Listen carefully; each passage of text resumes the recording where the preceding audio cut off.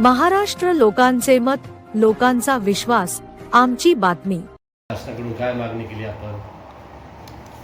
भारतीय जनता पार्टीचा प्रवेश झाल्यानंतर कॉर्पोरेशन आम्ही वन साइड आणली विदाउट कोणत्याही पार्टीची युती न करताना.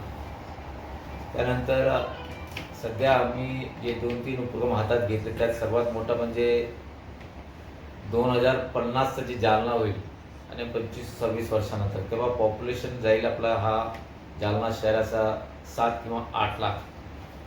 तेव्हा लोकांना लागणारं पाणी आणि त्यासोबत अंडरग्राउंड ड्रेनेज आणि त्यासोबत सिवेज ट्रीटमेंट प्लांट यासाठी आम्ही एक प्रपोजल तयार केलेलं आहे आणि त्या प्रपोजलला त्याचा DPR दोन्ही तयार झालेले आहे आणि हा प्रपोजल मी मागच्या 2 हप्त्यापूर्वी सन्माननीय मुख्यमंत्री देवेंद्र फडणवीस यांना सादर केलं.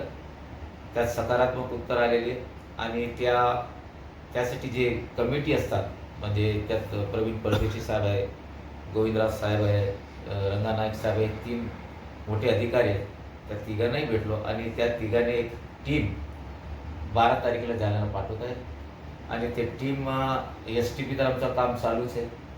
आमच्याकडे पाण्याच्या टाक्या आहेत आणि जगपाल भरपूर आहे आणि दोन्ही अंडरग्राउंड ड्रेनेजचा बी DPR तयार आहे आणि नवीन पाईपलाईन शहागड जायकवाडी टू जालना अशी दोन्ही योजना मला वाटते दोन्ही योजना हे वर्ल्ड बँकमध्ये बसवामध्ये विनंती आहे आणि यांची किंमत 2000 करोडपर्यंत जाईल आणि मला शक्य वाटते की हा मोठा प्रोजेक्ट येत्या पुढच्या 2 महिन्यात वर्ल्ड बँकमध्ये जाईल आणि त्याचं आम्हाला TS भेटेल आणि त्याचं वर्ल्ड बँकला जाईल आणि हे काम शिकेल. एक सर्वात मोठा हे काम आहे आणि जालनामध्ये स्टील इंडस्ट्री आहे, सिव्हिल इंडस्ट्री आहे, विडी इंडस्ट्री आहे.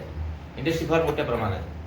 आमच्याकडे जर लेबर असेल तर हे लेबर आमच्याकडे 50,000पेक्षा जास्त लेबर आहे आणि त्यांचा हॉस्पिटलसाठी माझी एक मागणी आहे.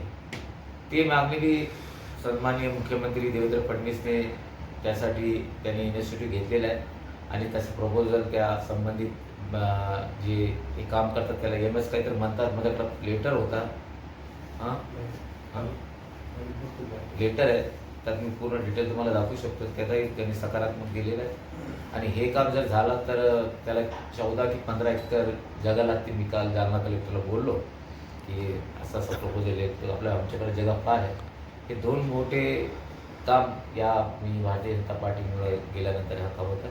यात आमचे सन्माननीय माजी खासदार रावसाहेबजी दानवे, माजी मंत्री आदरणीय बबन लोणीकर, आमदार सन्माननीय नारायण कुचेजी, आमदार सन्माननीय दानवे यांचे चिरंजीव हे सर्व मला मदत करतात आणि त्यांच्यामुळं आणि अतुल साहेब यांच्यामुळे हे काम होऊ लागलं.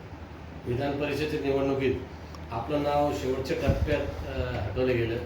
नाही, मी शर्यतीतच नव्हतो. असं ठीक आहे. ते समाचार माध्यमामध्ये नाव येतात, इलेक्ट्रिक मीडियामध्ये येतात आणि प्रिंट मीडियामध्ये. मी तसं काही मागितलं डिमांड नव्हती. नाही. प्रवेश करताना तुम्हाला जे आश्वासन दिलं होतं प्रवेश करताना मी कोणत्या प्रकारचं आश्वासन घेतलेलं नाही. मी फक्त मुख्यमंत्र्यांनी सांगितलं की महानगरपालिका मला फ्री हँडना मी वन साइड आणणार आहे आणि आल्यानंतर आमच्या महानगरपालिकाला तुम्ही भरघोस निधी द्या हे अटकेल.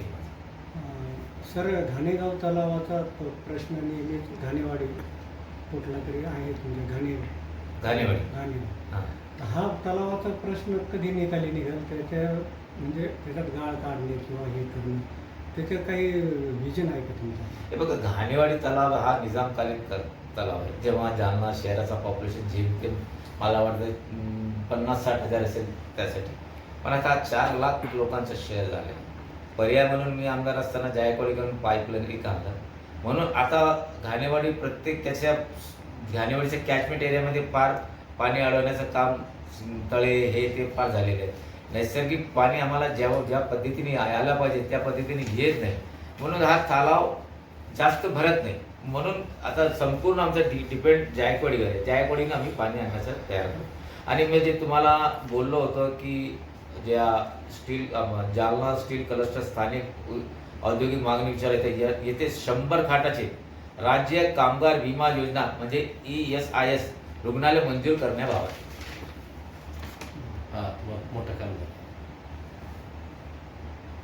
हे 2 मोठे काम सध्या परिस्थिती 6 महिन्यात आम्ही हे काम धरले आणि पॉझिटिव्ह सकारात्मक आम्हाला आमच्या प्रयत्नाला यश आलेलं आहे आणि हे काम लवकर करणार आहे. एक असा प्रश्न आहे, जालना इकॉनॉमिकल चांगलं आहे, लेकिन सामाजिक किंवा स्वच्छतेच्या बाबतीत जालना नेहमी नाक मुरडलं जातं. त्याबद्दल नाही. हे बघा, नगरपालिका जेव्हा माझी मिसेस संगीता गोरंट्याल नगराध्यक्ष असताना जे आम्ही सफाईचा जे कार्यक्रम घेतला आणि जे ऑल ओव्हर इंडियाचं जे रँकिंग आम्हाला भेटलं, त्यात ऑल ओव्हर इंडियामध्ये आमचा रँकिंग 36 आला, त्यात 36 आणि महाराष्ट्रात 7 आणि मराठवाड्यात पहिला आला, म्हणजे तुमच्या औरंगाबादपेक्षा पहिला आला ते रँकिंग. त्याच्यानंतर आमचा टेन्युअर खतम झाल्यानंतर मग प्रशासक आला. मग प्रशासकाच्या काळात इलेक्शन झाले नाही, मग महानगरपालिका झाली. 3 वर्ष प्रशासक होतं. प्रशासक जे असताना प्रशासकने जे काम केलं पाहिजे त्यांनी काही केलेलं नाही. आणि आत्ताही म्हणजे म्हणजे सॅनिटेशनसाठी आउटसोर्सिंगचे काम करणे, लाईटसाठी आउटसोर्सिंगचे काम करणे, नगर परिषदमध्ये आमची जे कर्मचारी संख्या फार कमी आहे, त्याला आता आम्ही RR म्हणून आहे ते गोविंदराज साहेबकडे आहे, आम्ही पाठवलं. आमच्याकडे 900 कर्मचारी ती कमी आहे. हे तर केलं पाहिजे ना. आणि आता आज ते टेंडर काढला 14 कोटीचा सफाईचा. ते एका महिन्यात त्याचं टेंडर उघडेल आणि काम फास्ट करणार आहे. 2 दिवसापूर्वी का 2 दिवसापासून जालन्याचे आमदार काही लोकांना घेऊन, काही पदाधिकाऱ्या घेऊन पूर्ण मंत्रालयात फिरले, म्हटले का जालन्याचा आम्ही विकास केला, अमुक आम्ही निवेदन दिले.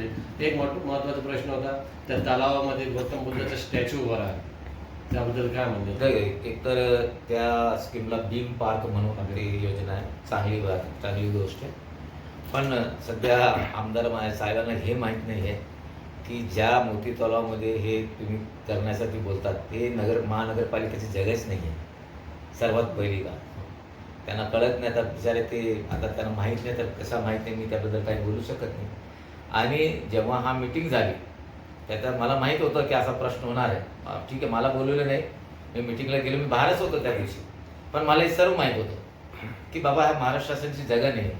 जर याला आपल्याला भीमपार करायचं तर नगरपालिकाने 37ची कारवाई केली पाहिजे. 37ची कारवाई केल्यानंतर मग कलेक्टर हा जागा नगरपालिकेला हँडओव्हर करतो, मग त्याच्यावर हा भीमपार्क उभा राहतो. आता हे सिंपल गोष्ट त्या माणसाला माहीत नाही.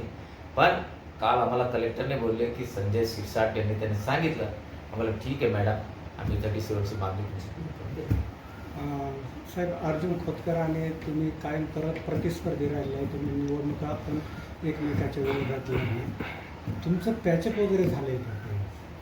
पॅचअप म्हणजे नाही असं एक मॅन में 2 तलवार रह सकती. पॅचअप वगैरे काय होत नाही राजकारणात.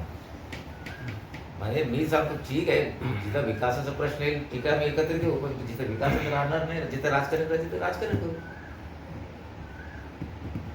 दोघं म्हणतात मीच विकास केला. आता लोकांनी कोणाच ऐकलं, खरं विकास कोणी केला असं?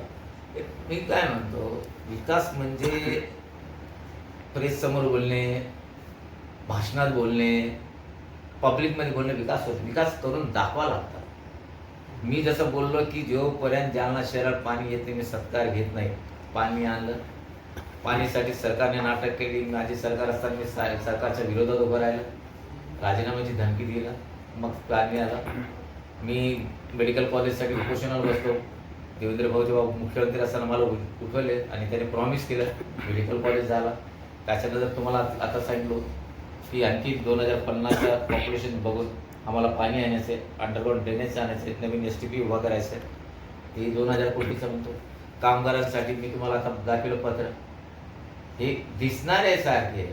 मी जर हवा सटाके मारले, मी हे केलं तर दिसला पाहिजे ना ते. आता बोलायचं नाही. आता भीम पार्कसाठी जी जागा आपलीच नाही आहे, मग आपल्या नगरसेवकाला घेऊन तुम्ही काय जाता? तुम्हाला कळलं पाहिजे ना. जर हा मी तेच म्हणतो की कारण ह्या लोकांना म्हणजे प्रॅक्टिकल काही लोक नाही, फक्त शो करायचं, मी हे करतो ते करतो, त्याच्या काही नाही. आताही तुम्ही जा जालन्याला आणि ती जग होण्याची बघून घ्या. पण आम्ही यात राजकारण आणणार नाही. 37ची कारवाई करायची, आमची महानगरपालिका करून देणार आहे. सेनेचा गड असताना सुद्धा भाजपचे एवढे उमेदवार निवडून आणणे, फडणवीस साहेब जाम खुश झाले. कसं तुम्ही केले नगर परिषद? तो महत्वाचा मुद्दा आहे. नाही, यात मी एकटा नाही आहे. यात सन्माननीय खासदार दानवे साहेब, माजी खासदार दानवे साहेब, पवनदादा लोणीकर, नारायण कुचे, संतोष दानवे, भास्कर आबा दानवे, आमची टीमवर्क आणि टीमवर्क आम्ही केलं. आणि आम्हाला जी परिस्थिती दिसत होती की जर आम्ही युती केली असतं तर 40-50 सीट दोघांच्या आली असतं, पण भारतीय जनता पार्टी ते 18 20 पेक्षा जास्त येत नव्हती. इच्छुकाची उमेदवारी फार होती आणि जे कॅन्डिडेट स्ट्रॉंग कॅन्डिडेट असतात, जसं दिसतो की हा माणूस निवडून येतो, त्याच्याकडे साम दाम दंड भेद सर्व आहे, असली मागणी आमच्याकडे फार एक. आणि गेल्या 15 वर्षापासून नगरपालिका माझ्या हातात, मला कळतं कोण कुठं आहे काय आहे कसं. मग त्यानुसार आम्ही तर युती नाहीच म्हटलो आणि वरिष्ठांनी मला मदत केली आणि मला माहीत होतं की आम्ही 40 पार करणार आहे, करून.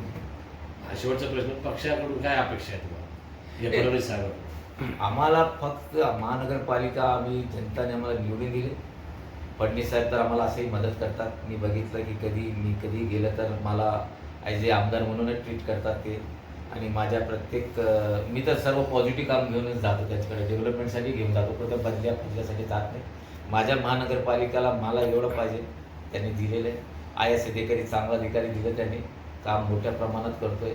आणि नागरिकांसाठी मूलभूत सुविधामध्ये 60 लाख रुपये, 60 कोटी रुपये मागितलं.